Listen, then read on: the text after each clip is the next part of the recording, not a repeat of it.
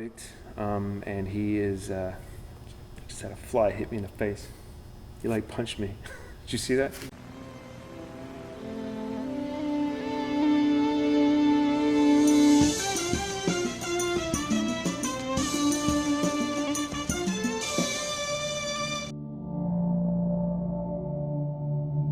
Hey there, my name is Jonathan Cook, and my entry into the Arte Factum series is a film called Miss Shiny. My film, Miss Shiny, it's about a pair of siblings that get abducted by an escaped convict. And their abductor is not a very nice guy. He doesn't treat them well at all. And one day, the sister, the young girl, she comes along this toy-like artifact, and she gives it a name. She plays with it. She has a little party with it. She gets a hair bow and dresses it up. And ultimately, this artifact that she found helps them escape their abductor.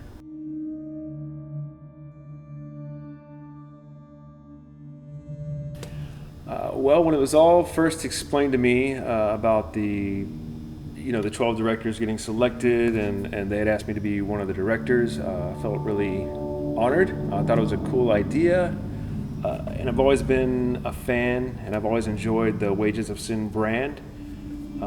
I really appreciate the fact that they were willing to put the trust in me that I could create a film that would still fit into their theme and their brand, as long as all the other directors they selected. How long did it take? From the writing perspective, I actually came up with this idea earlier this year, and then I wrote out the script. And my month assigned to me was September, so I had a good bit of time to where I could sort of piece together visuals that I wanted, put a storyboard together of different shots that I wanted to try to achieve. I had time to read through the script over and over again and kind of wordsmith some lines to make them sound exactly how I wanted to sound. Now, as far as the filming went, well, my original plan was to film it all in one weekend.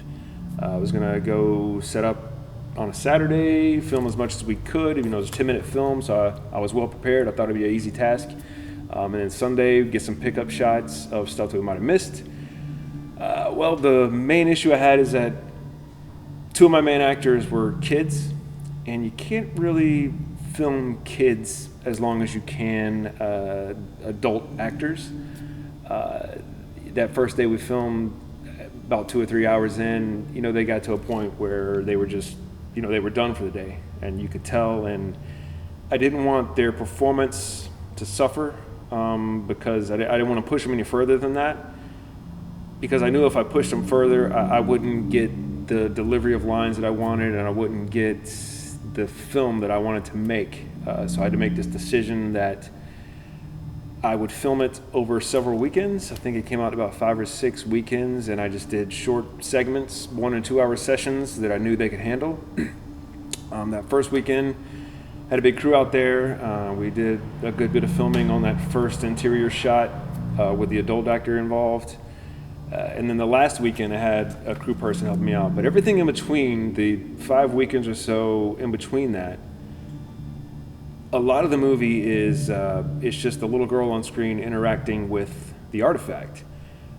So my plan was that I would just get with her on these little short sessions, and it made it a lot easier. It was just me with the camera. If she had lines, I'd put a little mic on her. But not having the big crew there during these other segments, it took away a lot of her shyness, and it made it a lot easier for her. So overall, the shooting process was a little less than 2 months. Because like I said, that first weekend I figured out that we couldn't do it all in one day, so we spread it out. I think it was about 6 different filming sessions that I put it all together. So I'd say a little less than 2 months filming wise. And then I would edit as we went along. So if I filmed one weekend, I would get that scene edited. And then the next weekend, I would get that scene edited. And so by the end, I wasn't overwhelmed with a huge editing process because I'd already been doing all that as we went along. Let's see, the main challenge I had, which I already mentioned, is working with the kids. Because with an adult actor, you can get that 9th and 10th hour of filming, and an adult actor that's professional, they can get that mindset that, if they just push a little bit further, there's one more scene to do, it might take a few takes to get it, but they're just going to push further and they're going to get it done. Child actors, they can't get into that mindset, so like I said, when they're done for the day. And a lot of times it's hard to explain why you need to take multiple takes to them, because a lot of times if they do it right in one take, that's all they want to do. They don't understand that sometimes maybe it was my fault. Maybe I didn't get the focus right. Maybe I didn't move quick enough, or maybe I want to get a different angle. So that was a challenge. And also spreading it out over the different weekends, continuity became an issue. Because that first weekend, the little actress Sophie, her attire, she had on necklaces, she had on bracelets, and I just threw all that on her, not even thinking. And then when I realized that I had to spread this out weekend after weekend, that first day, I was like, okay, give me your arms. And I made notes of which color bracelets were on each arm, yellow, pink, and blue on the left, and then the white pony bracelet with the thin red one on the right. So I made all those notes to make sure that everything stayed the way it was that first day of filming, and that helped me out a lot by making those notes. Even her hairband, I made sure it was always a yellow little rubber band in her hair, and I made sure to always use the yellow.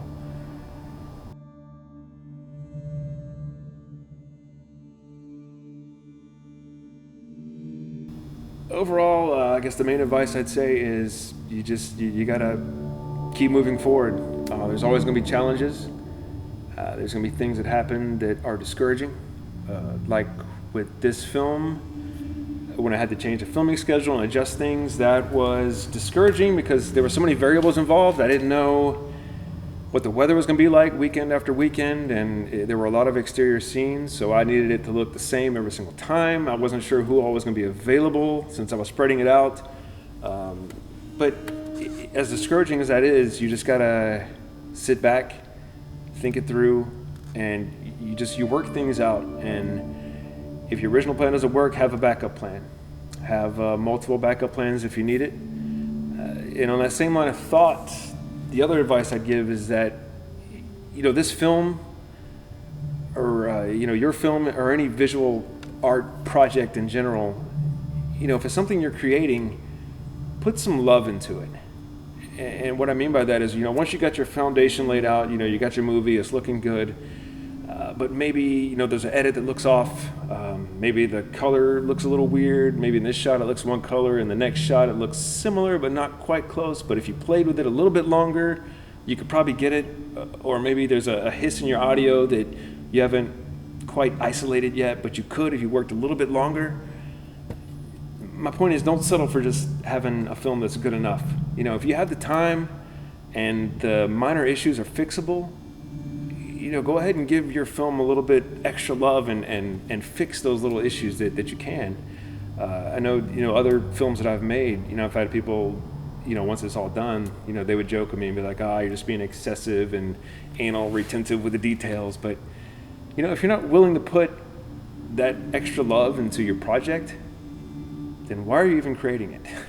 And that's probably the two main pieces of advice I have.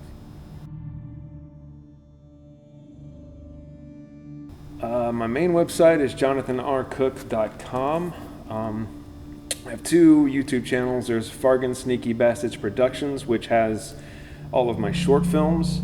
And there's also Jonathan R. Cook YouTube channel, which is a lot of videography work that I do.